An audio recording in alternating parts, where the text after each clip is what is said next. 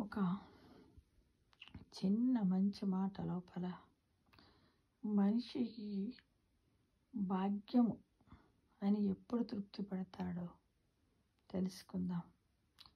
అయితే దీనికి ఒక చిన్నగా ఏంటంటే, ఒక రోజట ఒక అంధుడు అంటే కళ్ళు లేనివాడు గుడికి వచ్చిందట.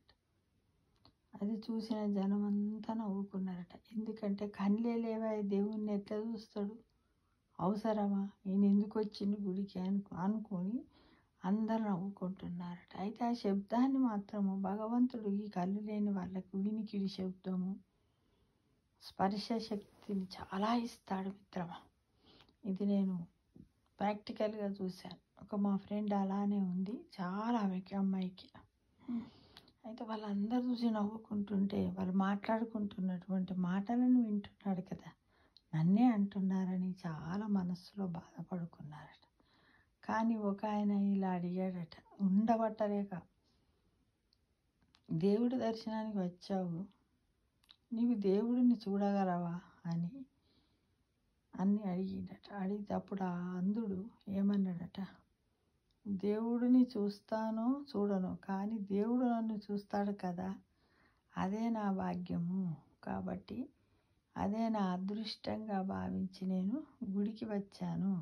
మీరందరేంటి నన్ను చూసి పిచ్చోళ్ళ నవ్వుకుంటున్నారు?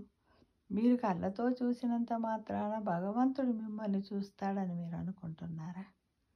లేదే, ఆ విషయం మీకు తెలియదే, నాకు కూడా తెలియదు. కానీ మనల్ని భగవంతుడు చూడాలనంటే మనము నలుగురిని బాధ పెట్టకుండా మన మనస్సు అనే పుష్పాన్ని భగవంతుని దగ్గర ఉంచి, నాలాంటి వాళ్ళని మీరు హేళన చేయకుండా అయ్యో పాపం అంటూ గౌరవిస్తూ, ఏ జన్మ ఫలము, మనకు మళ్ళీ ఇలాంటిది రాకుండా ఉండాలంటే మనం ఇలాంటి వాళ్ళకు సంఘంలో, సమాజంలో ఎక్కడ దొరికితే అక్కడ ఇలాంటి సేవలు చేసుకోవాలనే బుద్ధి, జ్ఞానం మీకు ఉండాలి. కానీ మీకు అలాంటి మానవత్వ విలువలే లేకుండా పోయాయి. కాబట్టి మీరు ఇలా నన్ను చూసి నవ్వుకుంటున్నారే,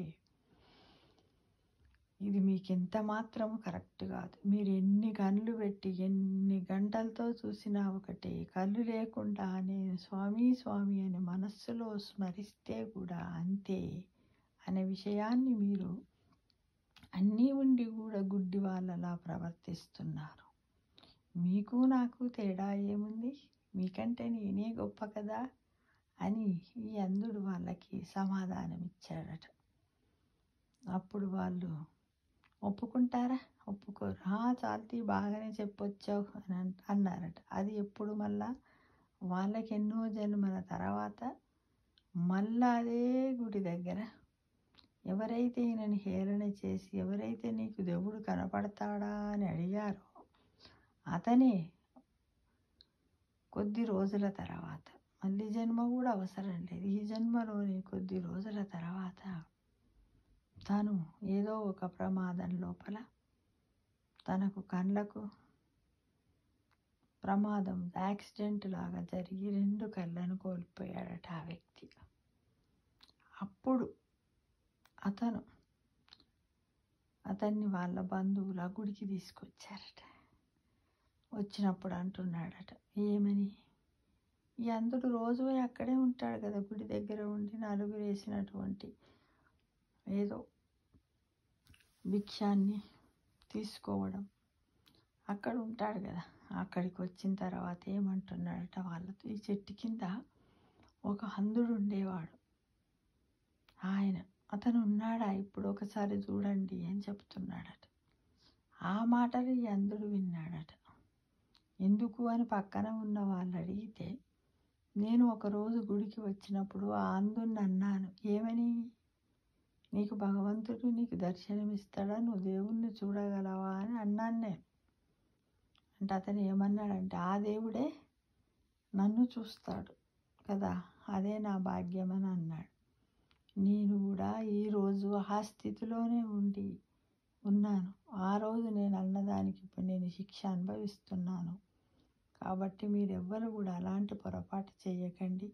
ఒకవేళ అతనుంటే అతని దగ్గరికి నన్ను తీసుకుపోండి అని తన బంధువులతోటి అన్నాడట. వెంటనే ఒక దూరాన ఒక చెట్టు దగ్గర కూర్చొని అంధుడు ఉన్నాడట. అక్కడికి ఇతన్ని తీసుకెళ్ళారట. తీసుకెళ్ళిన తర్వాత, నా మాటలను వింటున్నావా? నేను ఒకరోజు నిన్ను ఇలా అన్నాను. అన్నాక కొద్ది రోజుల తర్వాతే నా కళ్ళను భగవంతుడు పొడగొట్టాడు.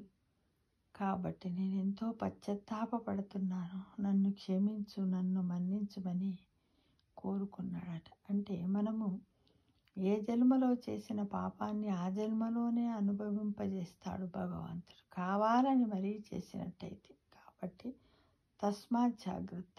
ఎవ్వరము కానీ ఇతరుల మీద జాలిపడండి, సహాయం చెయ్యండి. కానీ ఈ విధంగా మనుషులను బాధ పెట్టకండి, వాళ్ళని హేళన చెయ్యకండి. వాళ్ళంతా కూడా మన మానవ స్వరూపులే. వారి వారి కర్మఫలాల అనుసారంగా జన్మనెత్తుతున్నారని వాళ్ళను చూసి మనం జ్ఞానము తెచ్చుకొని ఎలాంటి పాపకర్మలు చేయకుండా సత్కర్మలు చేయడానికి మీరందరూ ముందుండాలని ఈ ఒక చిన్న మంచి మాటను కూడా ఒక కథ రూపంలో మీ ముందు ఉంచుతున్నాను మిత్రమా. తప్పకుండా అందరూ ఆత్మవిమర్శన చేసుకోవాలి. కాబట్టి ఇక్కడ ఏంటి, తన దాకా వస్తే కానీ ఏది తెలియదు అనే నానుడి నిజమైంది కదా. అవునంటారా కాదంటారా? కామెంట్ బాక్స్లో పెట్టండి మిత్రమా.